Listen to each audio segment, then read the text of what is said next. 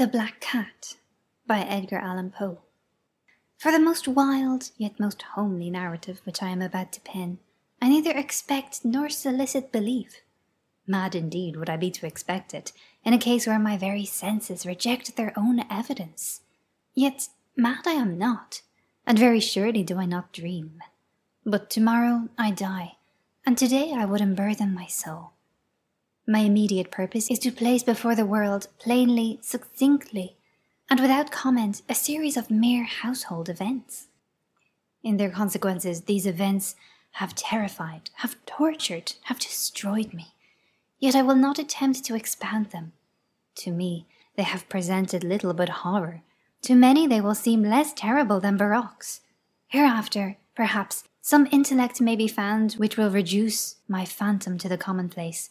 Some circumstance, some intellect more calm, more logical, and far less excitable than my own, which will perceive, in the circumstances I detail with awe, nothing more than an ordinary succession of very natural causes and effects. From my infancy I was noted for the docility and humanity of my disposition. My tenderness of heart was even so conspicuous as to make me the jest of my companions. I was especially fond of animals, and was indulged by my parents with a great variety of pets. With these I spent most of my time, and never was so happy as when feeding and caressing them. This peculiarity of character grew with my growth, and in my manhood I derived from it one of my principal sources of pleasure. To those who have cherished an affection for a faithful and sagacious dog, I need hardly be at the trouble of explaining the nature or the intensity of the gratification thus derivable. There is something in the unselfish and self-sacrificing love of a brute which goes directly to the heart of him who has had frequent occasion to test the paltry friendship and gossamer fidelity of mere man. I married early, and was happy to find in my wife a disposition not uncongenial with my own. Observing my partiality for domestic pets, she lost no opportunity of procuring those of the most agreeable kind. We had birds, goldfish, a fine dog, rabbits, a small monkey, and a cat. This latter was a remarkably large and beautiful animal, entirely black, and sagacious to an astonishing degree. In speaking of his intelligence, my wife, who at heart was not a little tinctured with superstition, made frequent allusion to the ancient popular notion which regarded all black cats as witches in disguise. Not that she was ever serious upon this point, and I mention the matter at all for no better reason than it happens, just now, to be remembered. Pluto, this was the cat's name, was my favourite pet and playmate. I alone fed him, and he attended me wherever I went about the house. It was even with difficulty that I could prevent him from following me through the streets. Our friendship lasted in this manner for several years, during which my general temperament and character, through the instrumentality of the fiend intemperance, had, I blush to confess it, experienced a radical alteration for the worse. I grew, day by day, more moody, more irritable, more regardless of the feelings of others. I suffered myself to use intemperate language to my wife. At length I even offered her personal violence. My pets, of course, were made to feel the change in my disposition. I not only neglected, but ill-used them. For Pluto, however, I still retained sufficient regard to restrain me from maltreating him, as I made no scruple of maltreating the rabbits, the monkey, or even the dog, when by accident or through affection they came in my way. But my disease grew upon me, for what disease is like alcohol? And at length even Pluto, who was now becoming old, and consequently somewhat peevish, even Pluto began to experience the effects of my ill temper. One night, returning home, much intoxicated, from one of my haunts about town, I fancied that the cat avoided my presence. I seized him, when, in his fright at my violence, he inflicted a slight wound upon my hand with his teeth. The fury of a demon instantly possessed me. I knew myself no longer. My original soul seemed at once to take its flight from my body, and a more than fiendish malevolence, gin-nurtured, thrilled every fibre of my frame. I took from my waistcoat pocket a penknife, opened it, grasped the poor beast by the throat, and deliberately cut out one of its eyes from the socket. I blush, I burn, I shudder, while I pen the damnable atrocity. When reason returned with the morning, when I had slept off the fumes of the night's debauch, I experienced a sentiment half of horror, half of remorse for the crime of which I had been guilty. But it was, at best, a feeble and equivocal feeling, and the soul remained untouched. I again plunged into excess, and soon drowned in wine all memory of the deed. In the meantime, the cat slowly recovered. The socket of the lost eye presented, it is true, a frightful appearance, but he no longer appeared to suffer any pain. He went about the house as usual, but, as might be expected, fled in extreme terror at my approach. I had so much of my old heart left as to be at first grieved by this evident dislike on the part of a creature which had once so loved me. But this feeling soon gave place to irritation, and then came, as if to my final and irrevocable overthrow, the spirit of perverseness. Of this spirit philosophy takes no account. Yet I am not more sure that my soul lives than I am that perverseness is one of the primitive impulses of the human heart, one of the indivisible primary faculties, or sentiments, which give direction to the character of man. Who has not 100 times found himself committing a vile or silly action for no other reason than because he knows he should not? Have we not a perpetual inclination, in the teeth of our best judgment, to violate that which is law, merely because we understand it to be such? This spirit of perverseness, I say, came to my final overthrow.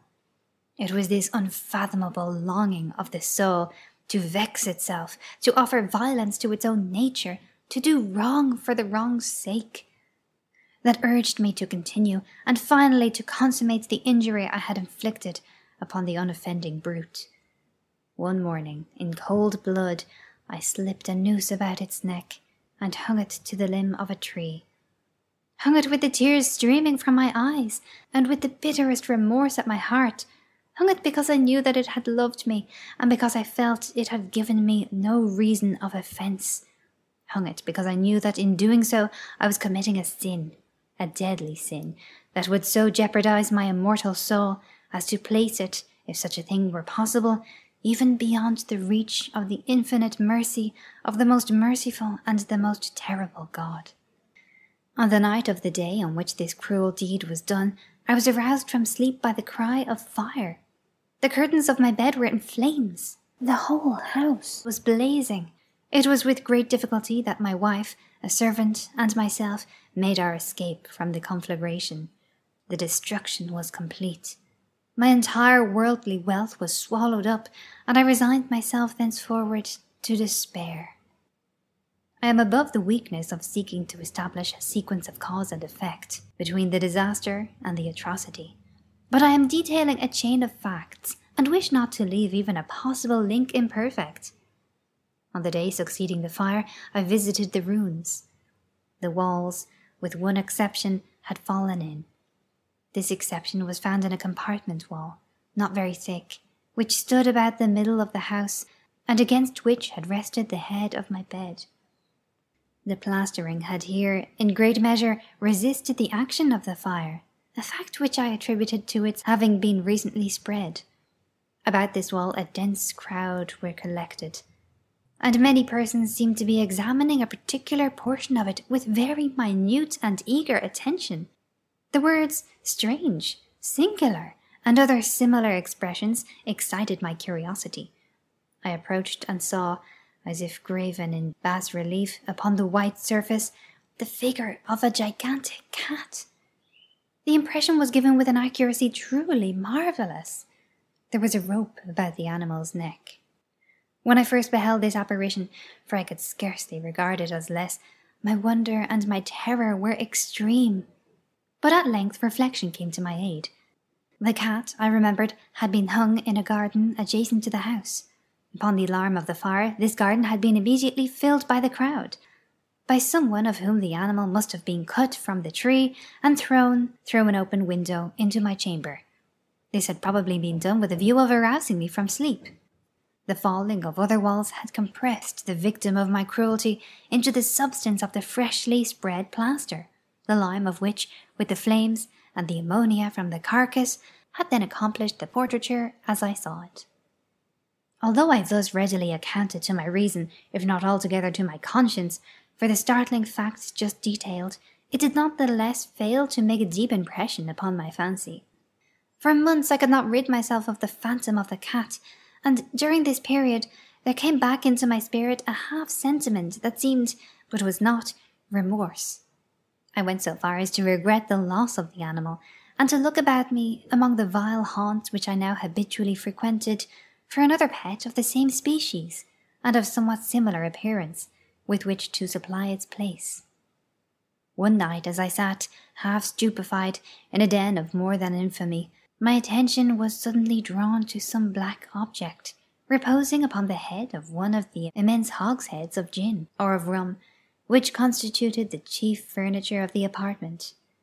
I had been looking steadily at the top of this hogshead for some minutes, and what now caused me surprise was the fact that I had not sooner perceived the object thereupon.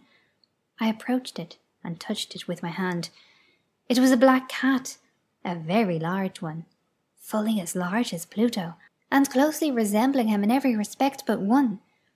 Pluto had not a white hair upon any portion of his body, but this cat had a large, although indefinite, splotch of white, covering nearly the whole region of the breast. Upon my touching him, he immediately arose, purred loudly, rubbed against my hand, and appeared delighted with my notice. This, then, was the very creature of which I was in search. I had once offered to purchase it of the landlord, but this person made no claim to it, knew nothing of it, had never seen it before. I continued my caresses, and when I prepared to go home, the animal evinced a disposition to accompany me. I permitted it to do so, occasionally stooping and patting it as I proceeded.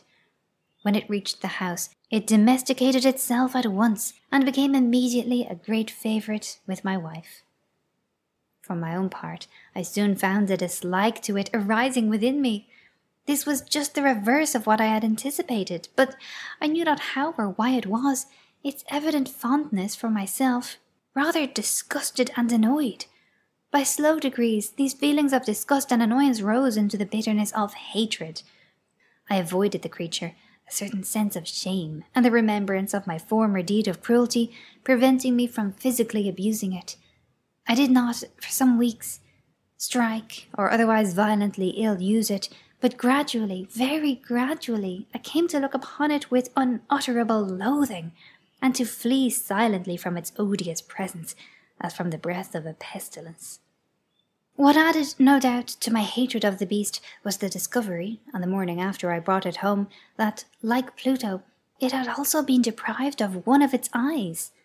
This circumstance, however, only endeared it to my wife, who, as I have already said, possessed in a high degree that humanity of feeling which had once been my distinguishing trait, and the source of many of my simplest and purest pleasures.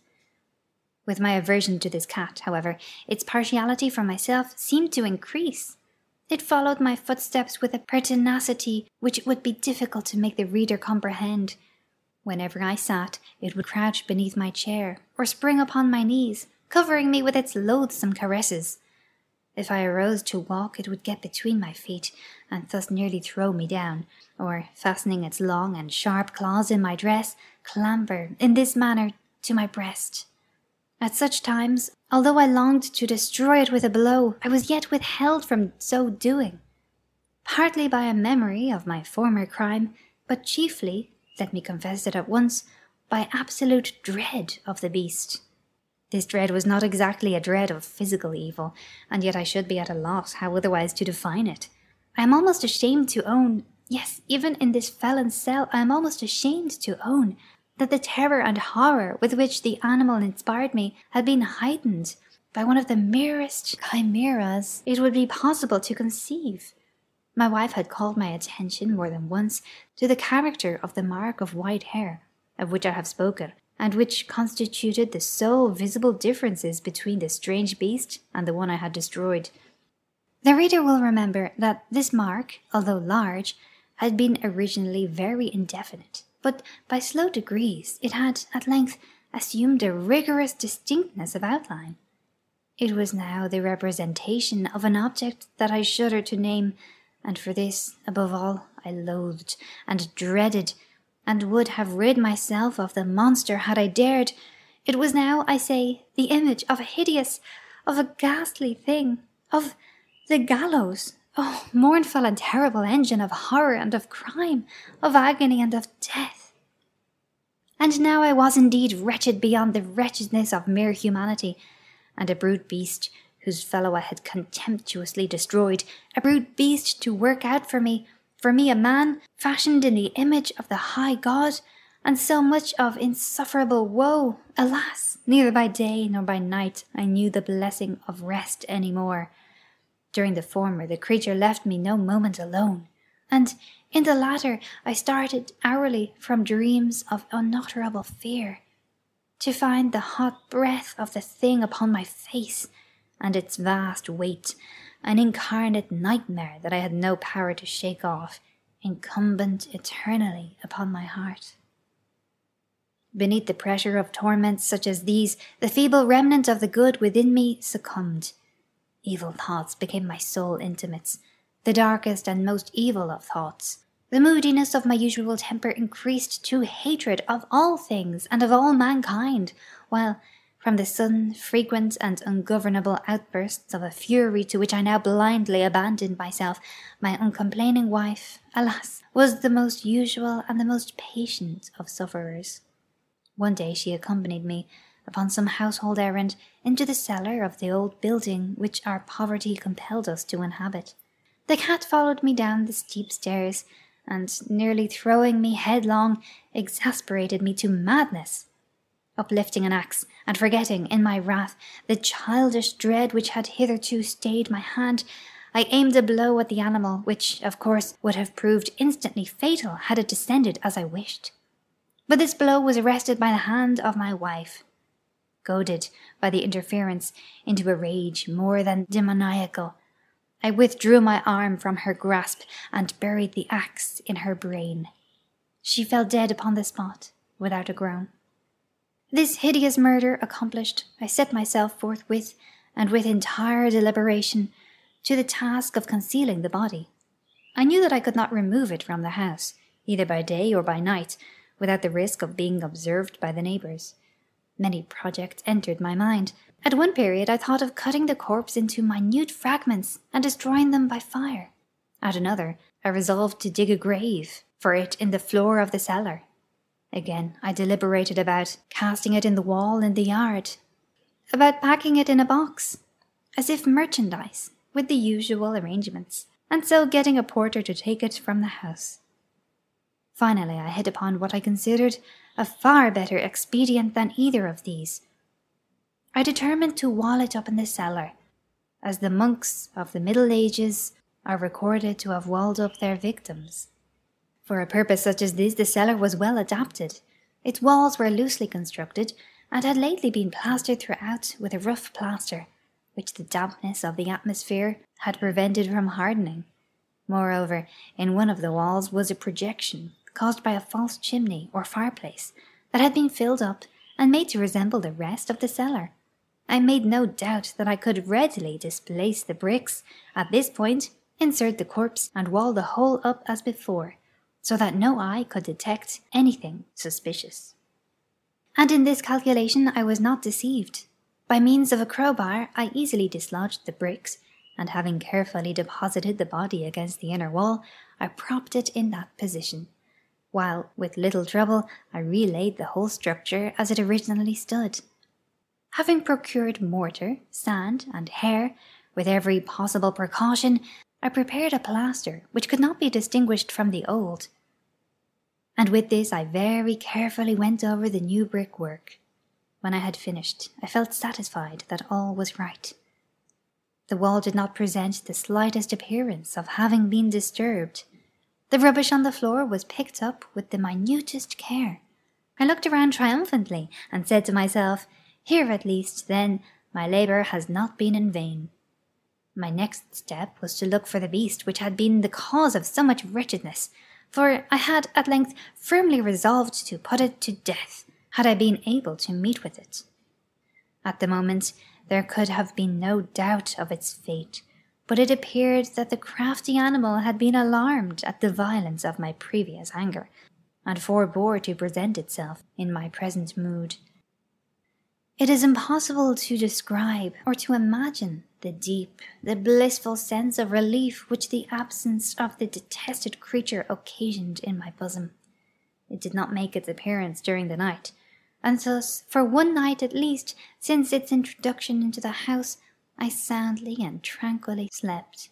I slept even with the burden of murder upon my soul. The second and the third day passed, and still my tormentor came not. Once again I breathed as a free man.